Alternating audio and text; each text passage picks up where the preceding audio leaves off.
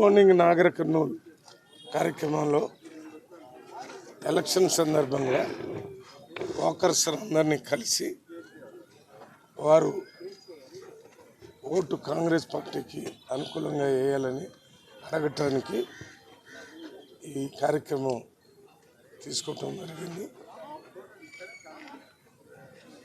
ఈ కాంగ్రెస్ పార్టీ రేపు గెలిచినట్టయితే రాహుల్ గాంధీ గారు ప్రకటించినటువంటి 5 గ్యారంటీల్లో మహిళలకి 1,00,000 రూపాయలు, చదువుకున్న యువకులకి 1,00,000 ఇచ్చి ట్రైనింగ్, ఉపాధి హామీ పథకం, కార్మికులకి రోజు 400 కూలీ,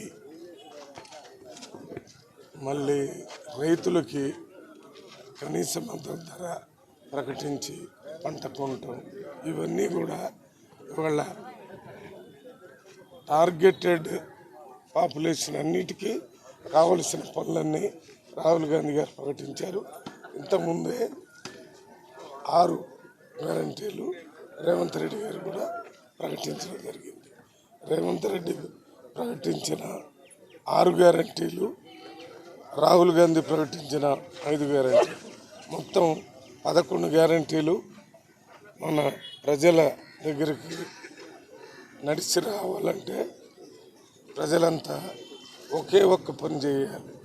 ఆ ఒక్క పని మే 13వ తారీఖున జరిగే పార్లమెంట్ ఎన్నికల్లో